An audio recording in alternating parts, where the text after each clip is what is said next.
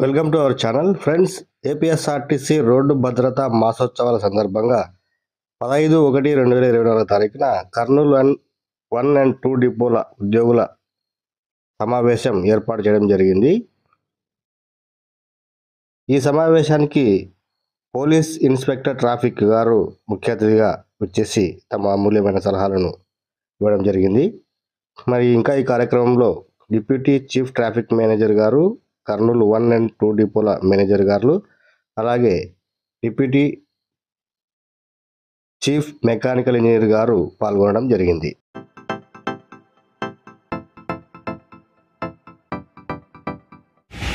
కాకపోతే మరి అప్పుడప్పుడు మరి ప్రమాదాలు జరిగే కొన్ని చూసుకుంటే మన సన్నద్ధతలో కూడా లోపాలు కనిపిస్తున్నాయి. మరి మేడం చెప్పినట్టు కళ్యాణదుర్గం ఏంగల్ జరగడం అక్కడ మరి పోలీసు వారు మనకు సహకరించి అవతల డ్రైవర్ల మీద కేసు పెట్టినప్పటికీ అక్కడ కొద్దిగా మన సన్నద్ధ లోపల కూడా కనిపిస్తుంది.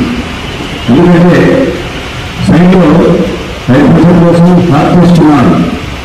ఒకే ఫాస్ట్ మూవింగ్ వెహికల్స్, తక్కువ స్లో మూవింగ్ వెహికల్స్ దాంట్లో ఆత్మ కూడా మరి క్రాస్ చేసేటప్పుడు రైతు ఏదైనా ఉందా లేదా చూసి ఒకవేళ ఉంటే ప్రమాదం జరిగితే ఎట్లా అనేసి ఆ వెహికల్ పోయాక మరి ముందుకు వెళ్ళాలి. కానీ అట్లాగే ఓవర్టేక్ చేసిపోయి మరి ఎలా జరిగిందో ఇద్దరు జరిగిందా, ఇంకేం జరిగిందా, ఏదైనా కారణాలు ఉండొచ్చు.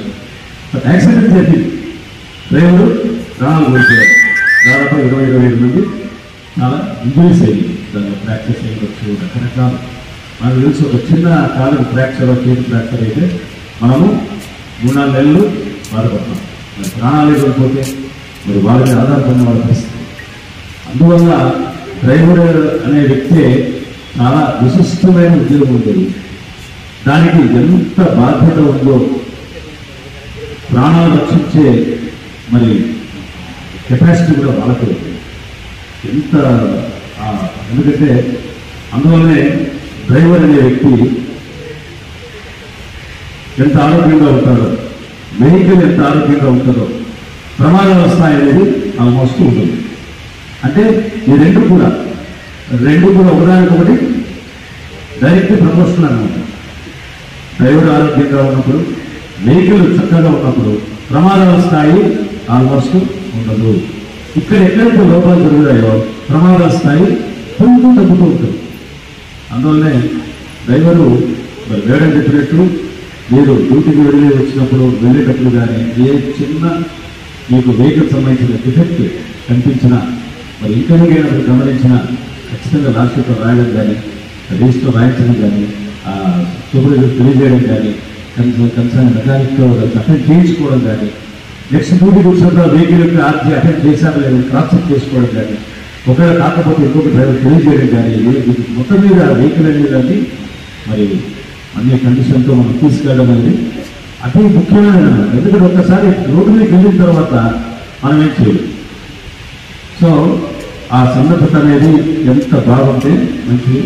మరి డ్రైవర్ ఈవెన్ డ్యూటీ చేసేటప్పుడు కూడా ముఖ్యంగా ఈ ప్రమాదాలు చూస్తే ఇందులో మనకి సర్కులర్లో చాలా డీటెయిల్గా ఇచ్చాయి.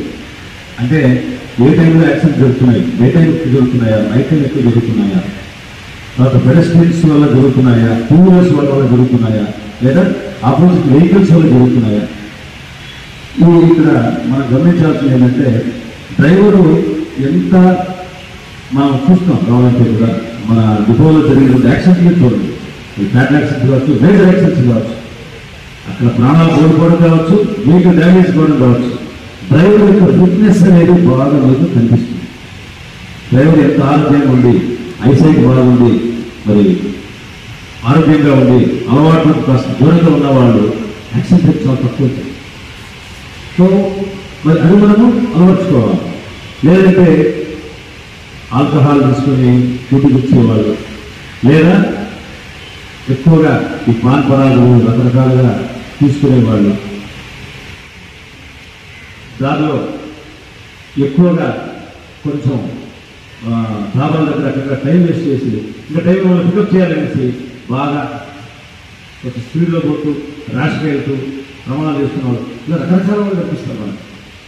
సో మనకు సంస్థ నిర్దేశించినటువంటి ఏదైతే రన్నింగ్ టైం ఉందో ఆ రన్నింగ్ టైంతో పాటు మనము ఖచ్చితంగా పబ్లిక్ను మరి వాళ్ళకి పూర్ణ చేసి దించాలంటే మనము ఎంత నిబద్ధతతో క్రమశిక్షణతో మరి ఆరోగ్యంగా ఉంటూ పనిచేస్తేనే ఇవన్నీ, అందుకే ఇదొక ఇంటిగ్రేటెడ్ ఎఫెక్ట్ అన్నమాట.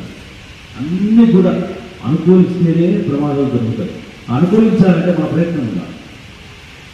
సో ఈ నూతన సంవత్సరంలో మరి ఇప్పటిదాకా జరిగినటువంటి గత సంవత్సరంలో జరిగిన యాక్సిడెంట్స్ను ఈ సంవత్సరం జరగకుండా మనం ప్రికాషన్స్ తీసుకోవడం కానీ, ముందు జాగ్రత్త చర్యలు తీసుకోవడం కానీ ఎక్కువ చేస్తూ మన ఆరోగ్యాన్ని కాపాడుకుంటూ, ఎందుకంటే ఏజ్ అయ్యే కొద్దీ ఆరోగ్యము మరి తొక్కుతూ వస్తుంది.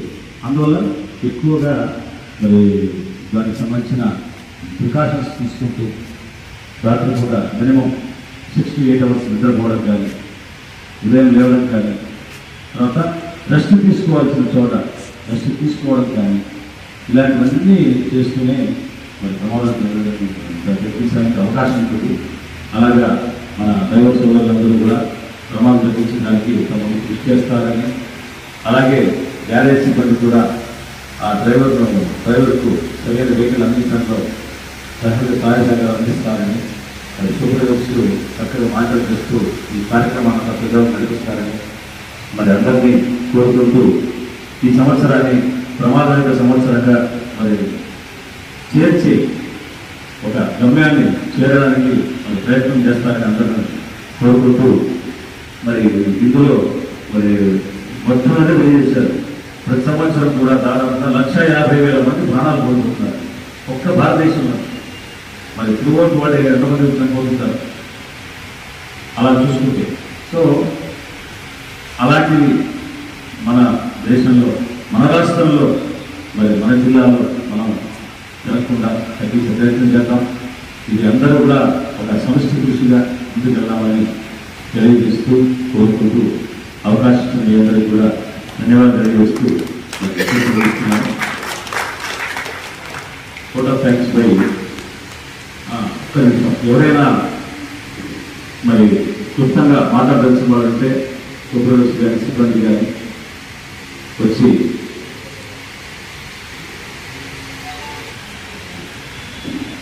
సభాధ్యక్షులు డిప్యూటీ సీఎం గారికి, మన ముఖ్య అతిథి ఎస్ఐ గారికి,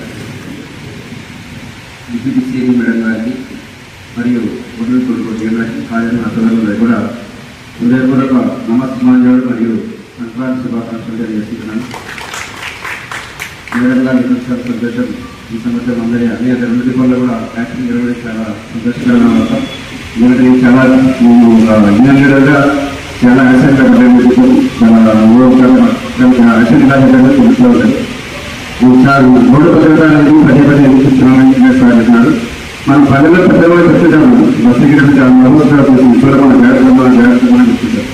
అలా చెప్పడం వల్ల మనకు అవేర్నెస్ అనేది మైండ్ కాన్సన్ట్రేషన్ కావాలి. కానీ అది చెప్తున్నారు కాబట్టి ఖచ్చితంగా ఈ రోడ్డు భద్రత వాస్తవాలు జరపాలంటే చాలా మంచిది. అది మన అందరం గుర్తించుకొని ముందుకు వెళ్ళాలి. అదేవిధంగా ప్రమాదాలకు అనేక కారణాలు ఉంటాయని మన పెద్దలు చెప్పారు. అందరుగా ఇంటి సమస్యలు, డ్యూటీ పెట్టేటప్పుడు పీస్ఫుల్ మైండ్, అదేవిధంగా బస్ కండిషన్, డ్రైవర్తో తక్కువగానే ఉన్నారు. బస్ కండిషన్ అనేది ఎందుకంటే డ్రైవరు అసహనంతో బస్సు ఎక్కినప్పుడు అదొక డ్యూటీ కూడా రోడ్ ఎంబడి కొట్టాలి. ప్రతి ఆటో అడ్డం వచ్చిన వాళ్ళతో కొడతాడు, బైక్ అడ్డం వచ్చిన వాళ్ళతో కొడతాడు. కాబట్టి డ్యూటీకి వెళ్ళేటప్పుడు ఖచ్చితంగా ఒక అర్ధగంట ముందు రావడం వల్ల చాలా మంచిది. వెళ్ళేటప్పుడు కూడా అక్కడ ఉన్నటువంటి సూపర్వైజర్ కానీ బస్సు కండిషన్ కూడా మంచిది వాళ్ళని మీ అందరికీ విజ్ఞప్తి చేస్తాను. అదేవిధంగా బస్ స్టాండ్ ఎస్ఐ గారి ఇట్లా ఇక్కడ చాలా ఎడ్యుకేటెడ్ పర్సన్స్ బస్ స్టాండ్ ముందర బస్ స్టాండ్ బయట వాళ్ళకి బయలుదేరుతున్నారు. కరెక్ట్ బస్సు చేయడానికి ఇంటి బయలుదేరుతారు, బస్సు చేయడానికి కూడా బయట ఇన్స్టిట్యూట్ చేసి వెళ్తూ ఉంటారు. మనం ఒక అంటే ఆర్టీసీ ఒక మంచి ఉద్దేశంతో చేతులు కూడా బస్సు ఆపంగా ఒక నినాదాన్ని అడ్డం పెట్టుకొని ఎవరైనా చేతులు ఆపాలి కదా అంటారు. అది ట్రాఫిక్ వాళ్ళు కానీ మన వాళ్ళు కూడా ప్రజల్లో అవేర్నెస్ చేయాల్సిన అవసరం ఉంది. నేను చాలాసార్లు చెప్తున్నా, అమ్మాయికి మేము ఒక బస్సు ఆపి వెనక మా వెనక ఒక 10 ఆటోలు అయిపోతాయి, అందులో కూడా ఎవరైనా స్పీడ్ వస్తుంటే వాళ్ళ చేతులు కొట్టుకుంటే ప్రమాదం అవుతుంది. టీచర్ దగ్గర చెప్తే కూడా వాళ్ళ చేతి కంప్లైంట్ ఇస్తూ ఉంటారు మనకు దగ్గర మన మేనేజర్. కాబట్టి అధికారులు కూడా అక్కడ వచ్చిన వాళ్ళకి ట్రాఫిక్ లో ఆపితే ఖచ్చితంగా ఆపాలి. మనం కూడా డ్రైవర్ వెళ్ళేటప్పుడు ఆటో వాళ్ళు కూడా బస్సు వచ్చిన బస్సు కుదిర్చి ప్రయాణికులు తీయడానికి ఆలస్యం అవసరంగా ముందరైతే బంధు శిక్షణ కట్టాలి. మనందరూ అంటే ఒక ఆర్టీసీ డ్రైవర్ కండక్టర్ అనేది కాకుండా మిగతా ప్రజల్లో కూడా అంటే మనం పేరు చెప్తూ ఉండాలి. మన చదివిన అధికారులు కానీ పోలీసు వాళ్ళు కానీ ఇతరులు చెప్తున్నాను ఈ ప్రాంతంలో గుర్తు చేస్తూ ఈ అవకాశం నేను అందరికీ ధన్యవాదాలు చేస్తాను. అందరికీ నమస్కారం. ఈరోజు రోడ్డు భద్రతా మాసోత్సవం అంటే ప్రారంభ సభ చక్కగా జరిగింది. ఈ సభకు అధ్యక్షత వహించి చక్కగా సభను నడిపినందుకు డిప్యూటీ సిపిఎం గారికి, తర్వాత బస్సు మెయింటెనెన్స్లో ఏమేమి జాగ్రత్తలు పాటించాలి అనేది చక్కగా వివరించిన డిప్యూటీ సిఎంఈ మేడం గారికి, తర్వాత కర్నూలు డిపోలో ప్రమాదాల విషయంలో మనం ఎంత విజయం సాధించినాము అని చెప్పిన మన కర్నూలు డిఎం గారికి, తర్వాత డిపోలో వాళ్ళు ప్రమాదాలు తగ్గించడంలో ఎంత విజయం సాధించినారు అని చెప్పిన కర్నూలు డిపో మేనేజర్ గారికి, తర్వాత ఈ నెల రోజులు ఏమేమి కార్యక్రమాలు చేయాలి అని అందరికీ వివరించారు. తర్వాత ట్రాఫిక్ ఎస్ఐ గారు తమ ఎంతో బిజీగా ఉన్నా కూడా ఆయన విలువైన సమయాన్ని మనకు కేటాయించి అదే ప్రకారంగా మనకు దాదాపుగా ఒక బ్లాంక్ చెక్ మాదిరి మీకు వీలైనంత సహాయం చేస్తాను అని మనకందరికీ ఎంతో ఒక భరోసా ఇచ్చినారు.